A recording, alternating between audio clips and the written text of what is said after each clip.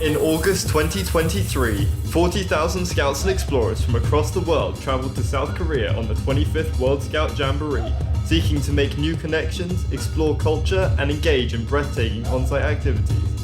But with a typhoon looming, undesirable on-site conditions, and global news coverage, this jamboree had to adapt to city life to survive. Now, almost a year later, participants have reflected on their real experiences, so it's time to find the truth of this chaos from the ground. This is Gogglegonks, Jamboree Survivors.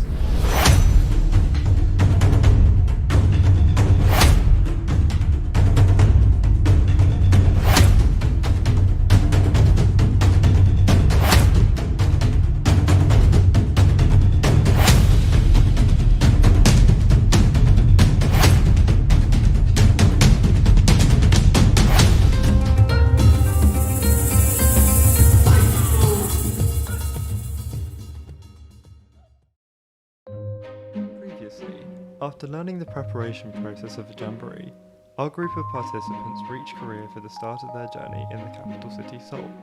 Now we can finally understand what happened on the jamboree site itself and why it closed early. Initial thoughts of the site when you arrived. Oh, we were so happy. I remember being on the coach and just looking out the window and being so excited.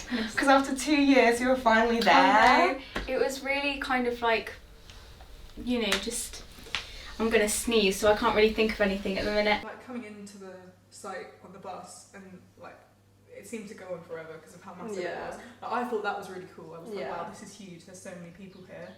Hot.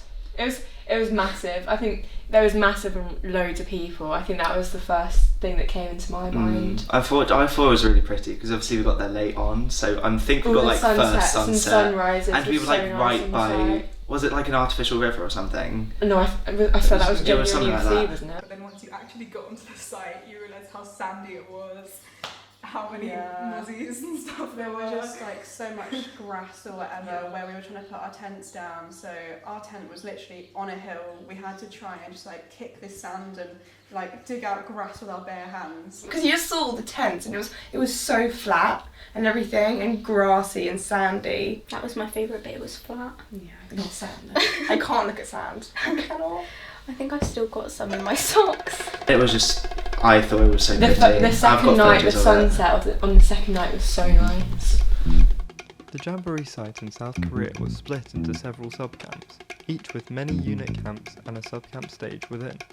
There were also sub-camp hubs for units to collect food supplies, and the units were mixed up so neighbouring units from different countries, allowing participants to mingle. What activities or things to do were there on site that stayed open or closed?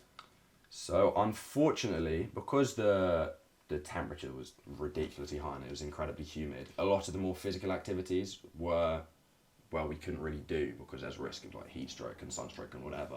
But out of the ones that did stay open, there was this massive kind of water slide that they put up, which is really, really nice, especially considering it was so hot. It was really refreshing to go down there. The activities had been cancelled. There were literally none. I didn't do a single one. And I told all my family, oh yeah, I'd be rock climbing, I'd be, kayaking. Didn't do any of that.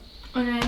I think I was trying to persuade Jess at one point, because the only real exciting thing, that I found anyway, was like they had paragliding. Did you actually do any? Me neither. I don't even know what the activities were, to be honest, because they were always closed. Yeah.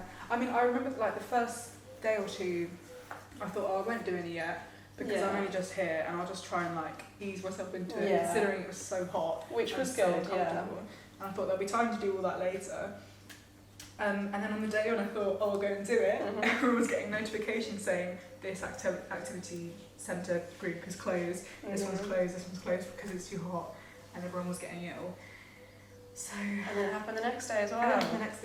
The first day, I think all of them were open, and then the second day, I think like a couple of the bases got shut down, but I think ours was still open for that day. Yeah. And then the third day, I think were they all just closed? I can't really remember. We were just all saying goodbye to everyone. I didn't even do the activities. I was comfy on camp. There was a cultural area though that we could go to, and there were lots of activities there.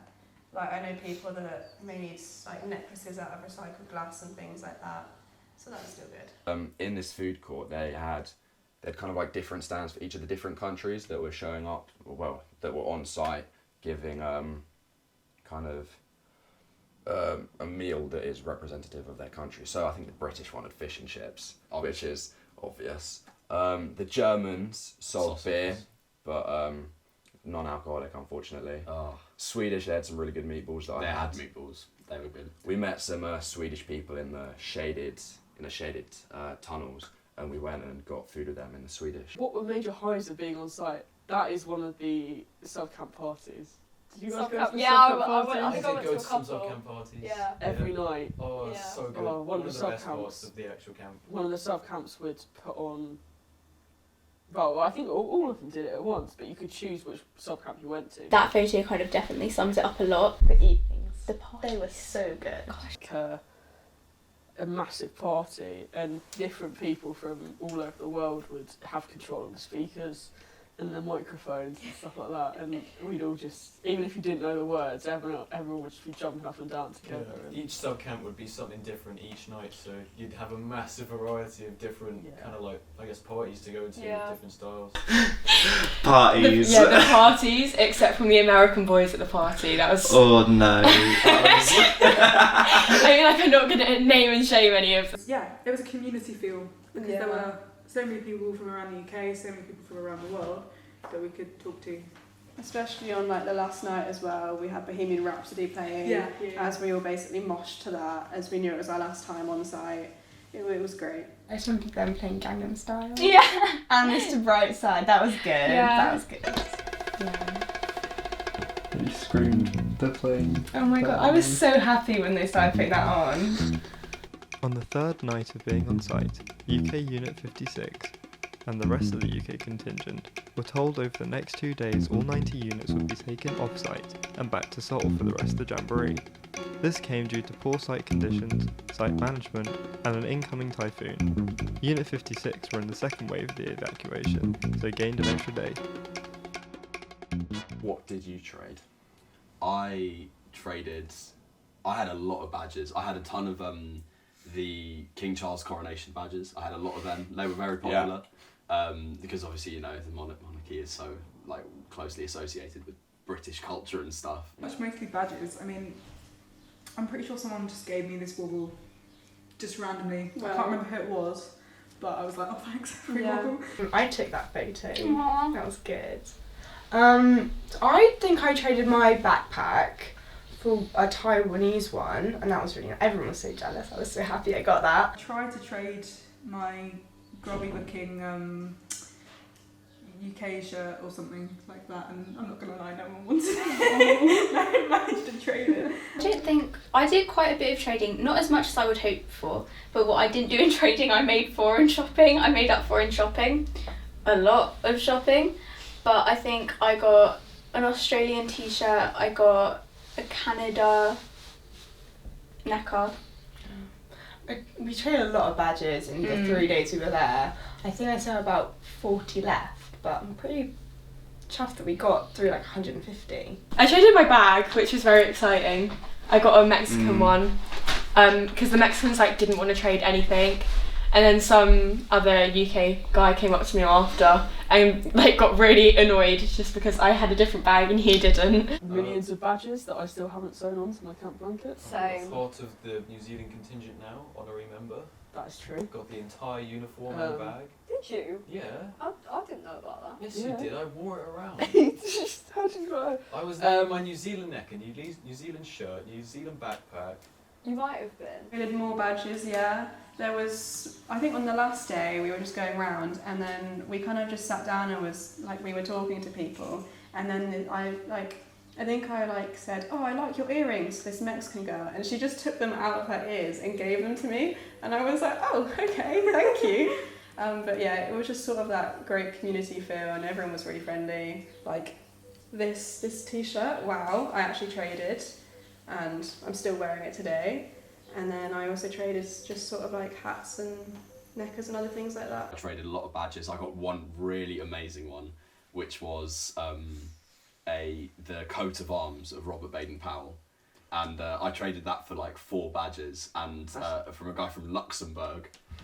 which was a bit random. And then his mate came over and said, oh, what did you get for it? He said, I got these 4 badges. He went, you idiot, and slapped him on the back. I've literally everything that I brought, I tried to trade away, including the bottles, but then I still ended up with the spare one. I don't know how I got that. I also got a Hungarian necker because I'm Hungarian. Yes, the neckers. The neckers are the ones. The neckers were awesome. The Brazilian necker, particularly, was so good. That was the one with the green to blue gradient. Green to blue stars. gradient. That was amazing. But what was good about the trading is that we had these shade tunnels, and because they went the entire length of the camp, and because loads of the activities were cancelled, we kind of just spent the whole time walking up and down these. Well, I don't know if you maybe sat down and traded, but me and the few people that I went walking up and down this site, up and down the shade tunnels with, just spent our entire day trading badges, trading neckers, trading t-shirts, trading anything that we could, and just talking to loads of different people and meeting loads of different people.